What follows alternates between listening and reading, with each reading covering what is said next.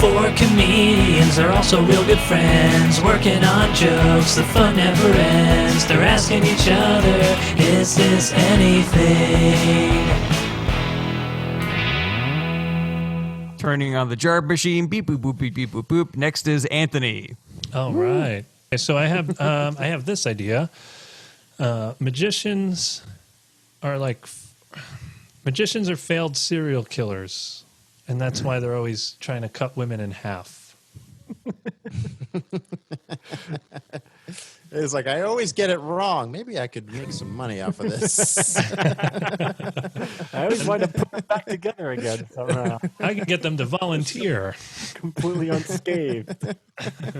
That's how bad of a serial killer you are that women volunteer. You have a woman that you travel with who lets you try over and over again, night after night. Des Moines, St. Louis, Orange County. She's mocking you. It's like when people try to reframe things, you know, like, this didn't go my way, but let me look at it this way. And then it's the serial killer is like, well, we might as well go on tour. I'll put amazing in front of my name, and then people will think I'm really good at this. The first time he does it, he like saws through the woman, and then he's like, ta-da!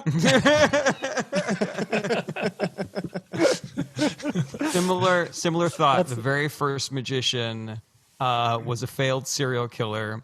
He tried to kill a woman by sawing her in half. And when she noticed that she was still alive, she suggested the partnership, something like that. She's like, this just gave me $1 million idea, something like that.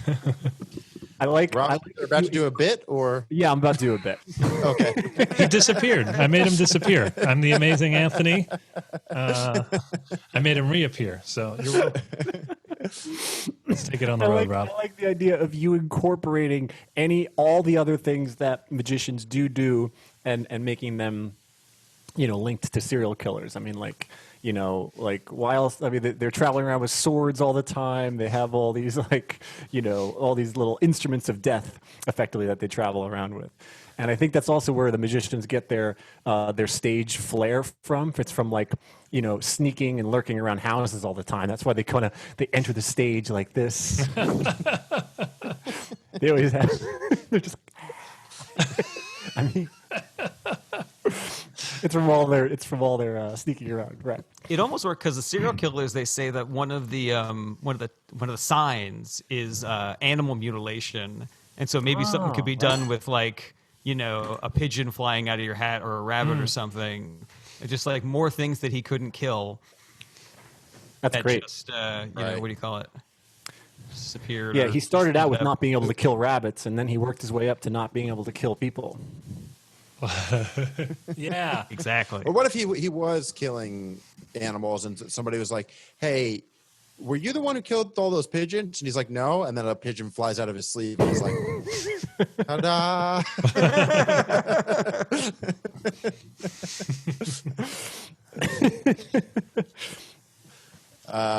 Also, I like the idea of just every magic trick is like some kind of failed serial killer thing. Like he has 2 cups and he's like, the cup that you had GHB in it. And then she's like, well, I feel awake. And he's like, they're just 1 cup. Or he mixed up the cups. Yeah. What else? There's rings, card tricks. This is a real stretch. What if he wrote on a card, I'm going to kill you? And he thought he was showing her that card, but instead it's the card that she picked. And he's like, is this your card? And she's like, it is. And he's like... Oh, this is supposed to be the Ace of Spades. It's supposed to be a card that says, I'm going to kill you. It's supposed to be a picture of you while you're asleep. Let's see, what else do I have? But yeah, I like the idea that exploring more tricks and seeing how I could relate that to death Okay, let's see. What do I have? I'm starting to forget which ideas I've run by you guys, so just tell me if I did. But this is one that I have. I don't You understand. just said the exact same idea you just Yeah, said. I got this thing about magicians. Failed. And then you're blown away by how good our riffs are. I just- God, these are gold. These ideas. Oh my god. Like you're reading my mind. I don't understand sarcasm, which is just great. That's all I have. That's. I mean, what am I supposed to say to that? It's perfect. Would it be funny if you said it, which is just great, but you actually say it like it is great? Like, I don't understand sarcasm, which is great.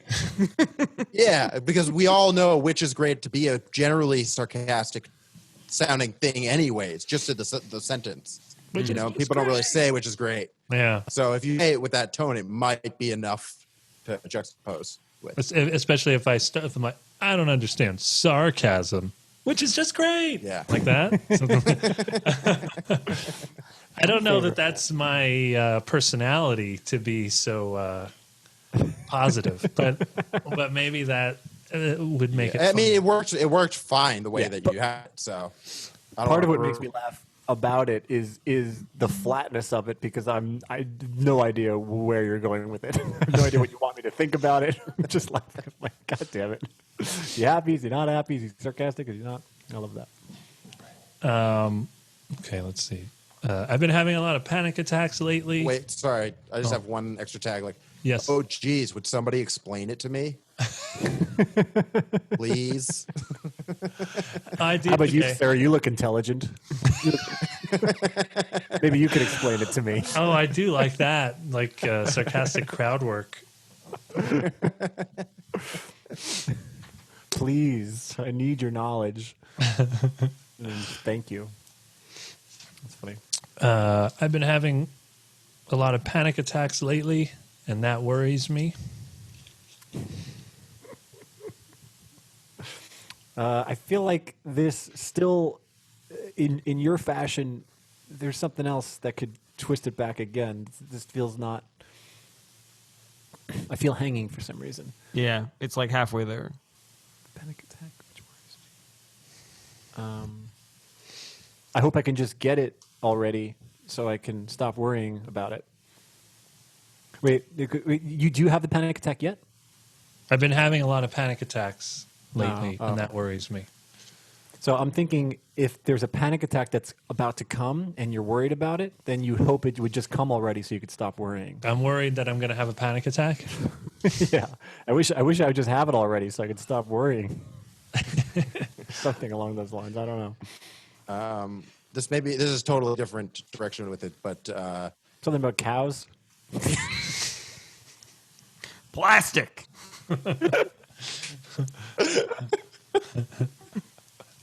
so you got anything? Can you do anything with that?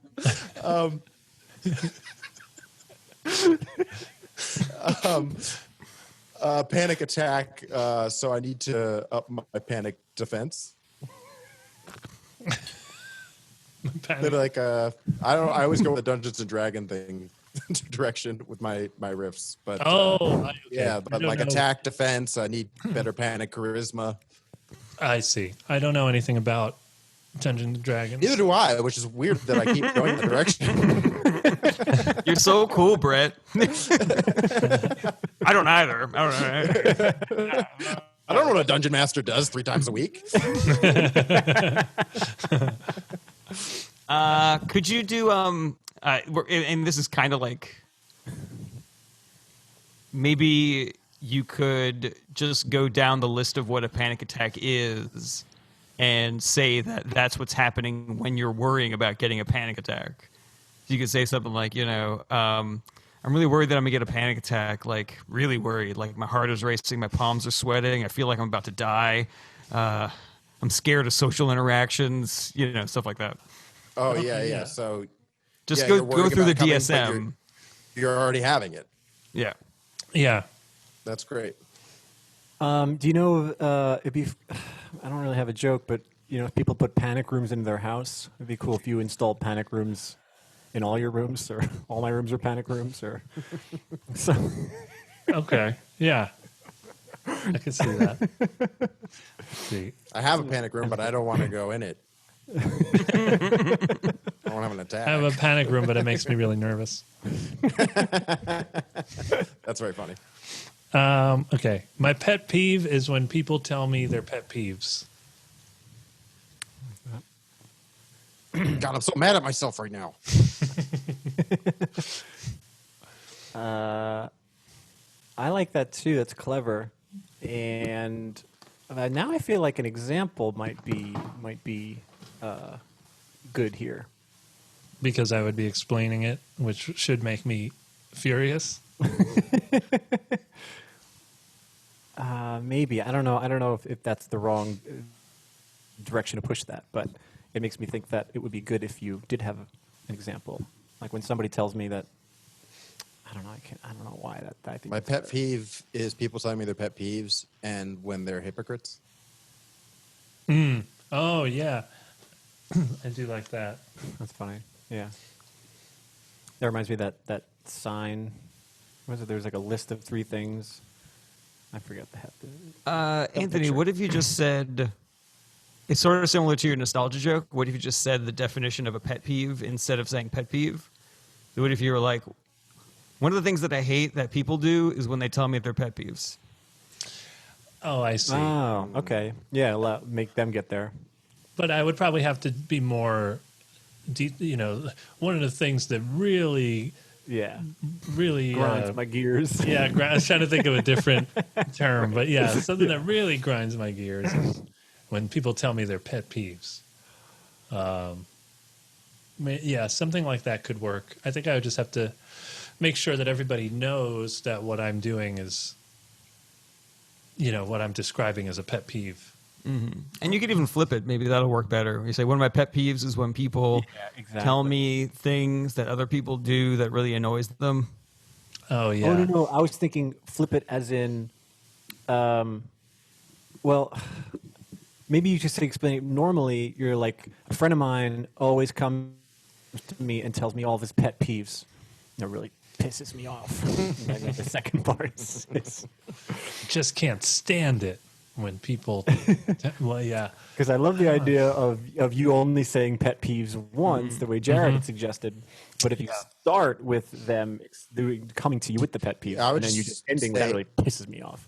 I hate when people do that. Sounds more like a pet peeve than that pisses me off because it feels like a I hate when people do specific that. I hate when incident. people do that. Yeah, that's I really, really funny. hate, yeah. Yeah, I hate when people do that. Would be nice. It really bothers me. We're when figuring this people- out. This is the joke now, Anthony. Yeah. This is it. You have a friend come up to you and tell you all his pet peeves, and then you end with, I hate when people do What that. if your pet peeves are just in the top half of the hourglass? But if my pet peeve was something about maps, they would be upside down. I don't know. I think a 20 You guys know what my pet peeve fell is? out of Brett's pocket. Plastic. I like that we're doing callbacks to things that I have to edit out.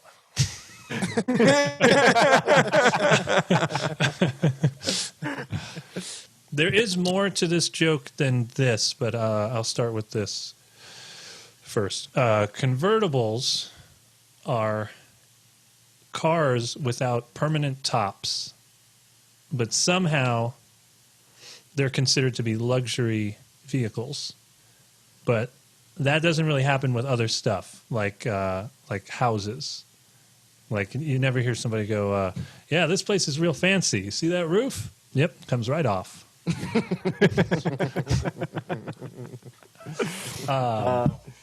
Because then all the people's houses in Oklahoma would be really fancy. I mean, I guess you would have a skylight, but that's not quite the same same thing as Oklahoma would be a luxury neighborhood. and then Once a tornado comes through here, yeah, roofs come right off. property values going through the roof. That's why they say through the roof, because the roof gets blown off and Anyway, Or like, what if anytime something falls off or breaks, you like use that as an excuse? Like, you know, you're like a piece of your TV falls off. You're like, it's a convertible. yeah, I forget. I don't have it written down right here. But so the other part of the joke was the next comparison I made was like after houses was pets. So then I had this thing about like you never see like a show dog without a head, and they're like, oh, this is a what did I call it? Ampudoodle. It's a cross between a poodle and an amputee. You might something like you might not have noticed it's missing a head. You can't tell because it has bangs. Something like that. That was sort of trailed off into some absurd thing like that. This is just for my own head, maybe, I don't know. But the convertible is a weird name because the idea of converting something into something else makes sense. But a regular car exists, but there is nothing that exists that doesn't have a roof by itself. Like, there's only the convertible. It's like, oh, the roof comes off, and now it gets turned into, those cars that have no roofs. Those cars. It can go back and forth. It can be the car with a roof, or, those cars that would have no roofs that we always have. And you're like, no, that's not a thing. It's always opening and closing. It would be like if the Transformers turned from a robot to a robot with no legs. Oh, but you're saying convertible is the wrong word because there's no car that doesn't have the ability to put the top up. Yeah. But then all of a sudden you put the top down and that's it. You're converting into. Yeah, that's interesting. And as Jarrett kind of pointed out, there is examples to be made of that where you're just like, no, you've turned it into something that isn't a thing or something like that, and you've called it a convertible. It converts into something that would be useless or much or less valuable. Or at least, yes, exactly. Really hard to manage and deal with because you have a leather interior and it has no roof. This car is worthless. It has no top. Wait a minute. It could, but it's made of like soft plastic. Right. And it costs extra. Yeah. I just want to go back to Jarrett's riff. Transformers, robots without limbs. Hey everybody, thank you so much for watching. Don't forget to like, share, comment, and subscribe. Check back for more individual clips and full episodes, or you can listen wherever you enjoy podcasts. If you want to support the show and get early access to new episodes as well as extra fan-only content, go to patreon.com/ITAPod. That's ITAPod, as in Is This Anything Podcast. Relevant links in the description. Take care.